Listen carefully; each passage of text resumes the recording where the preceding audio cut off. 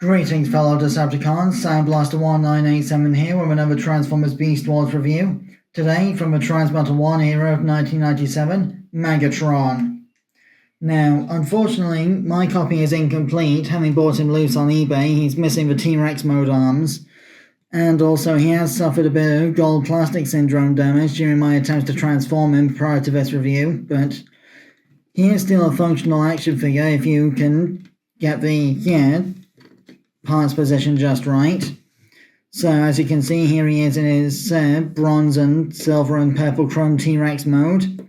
Articulation wise, the legs don't really move because they're trapped for the transformation, but you do have an opening mouth in the beast mode. You've also got 1, 2, 3, 4, 5, 6 ball joint segments in the tail for an expressive range of motion, and the little pincher claw on the end of the tail does open on both halves, because in robot mode this will become a weapon he uses to grasp the golden disc in the cartoon series.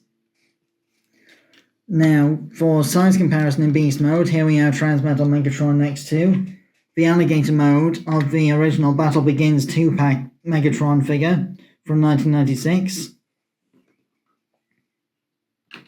And the robot mode of the Transformers Legacy remake of Transmetal 2 Megatron, so you can see two versions of the same character side by side. Now, before I get into robot mode, Megatron does have a tertiary, vehicle/transport mode. If you lift these panels up like so, to expose the, vertical takeoff and landing fans like so,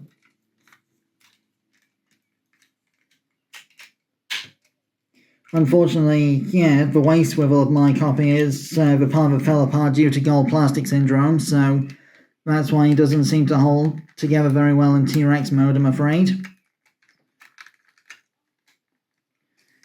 And then, if you flip up the purple chrome T-Rex feet, you'll flip out a couple of roller skate wheels underneath. They don't actually roll, I'm afraid, they're just sculpted that way, but this is Megatron's transport mode. And looking underneath the left VTOL fan, you've got an Energon chip, which is the Beast Wars equivalent of the rub signs from the G1 toys, which was later brought back in the Reveal the Shield line for the early start of the Generations phase in 2010. So, with a little bit of gentle rubbing or a quick blow of my breath, bear with me a second.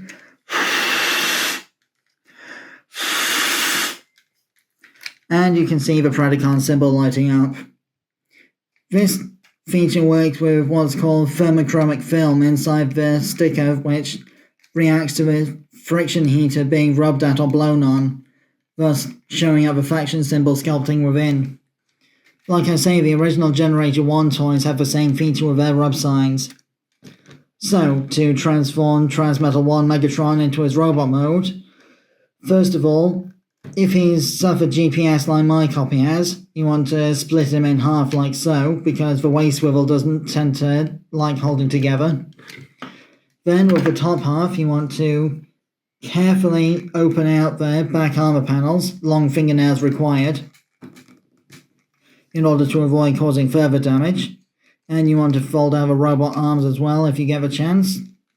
Unfold the head as well, which will reveal the robot head underneath.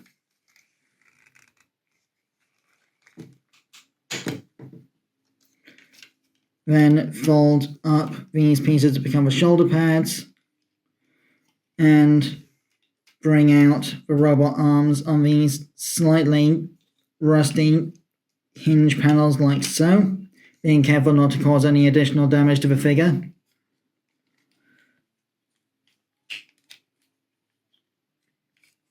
Then fold the T-Rex head onto the backpack like so, and put that half off to one side. Then with the back half, you want to disconnect the tail from this section like so, and remove it all together from the other piece.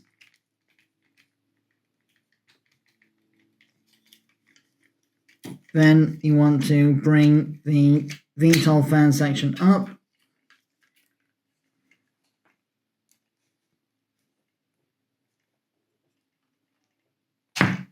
pull off the tail like so and leave that to one side. That'll become a handheld weapon.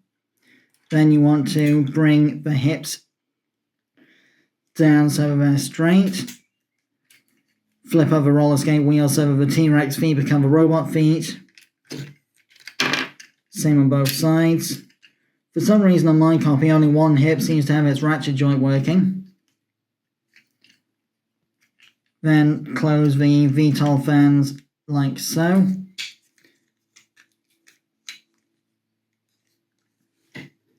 Then you want to reattach this piece off to one side onto the broken waist swivel in my case. Then reattach the top half on top like so.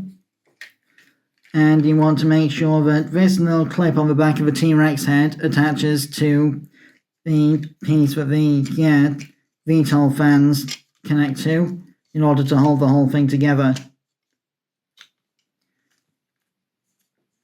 Then you want to flip out this handle here and put that in one of the robot mode hands.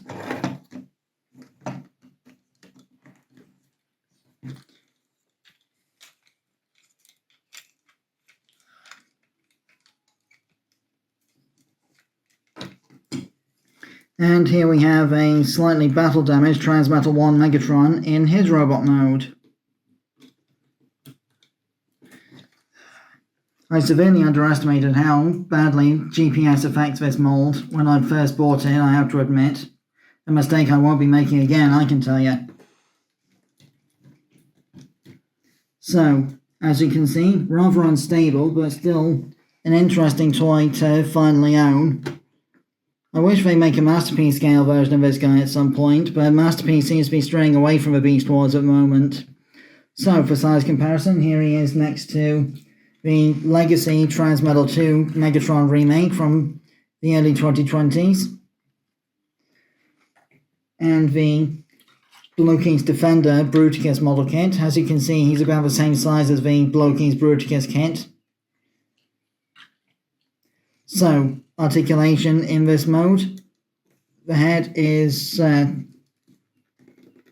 a very stiff either swivel or ball joint. I think it's a swivel in this case, which has been stiffened by a combination of aging plastic and rusting screws. The shoulder pads can move a little bit to get out of the way of arm movement, and you've got ball jointed shoulders with a bicep swivel, a single hinged elbow, and nothing of a wrist because of the way that these figures were made back in the day. The waist swivel, as you know, is damaged on my copy, but it is a functional thing for those that actually want to use it. And the hips are ratcheted with a swivel at the knee and a 90-degree knee bend. And again, the roller skate mode is still a functional thing that you can do, with one of the wheels becoming like a heel spur in robot mode. And if I can just get this guy stabilized, sorry, please bear with me.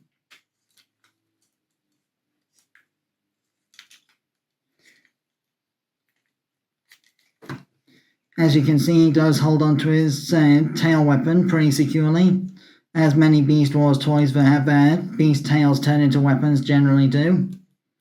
And like I said before, it's still got the same ball jointed articulation for expressive range of motion.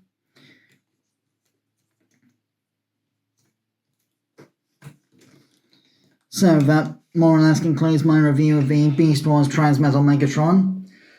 Extreme caution is to be taken with this figure for those that find it loose on the aftermarket, and even those that have held on to the original toy since 1997 or 98 when it first came out. I would definitely recommend tracking this figure down if you can find it complete and undamaged. So, with that being said, I have been Soundblaster1987, thanks again for watching. My next toy review will be the Blokees Legend Edition Ultraman Kaiser Belial model kit. Until then, till all are one.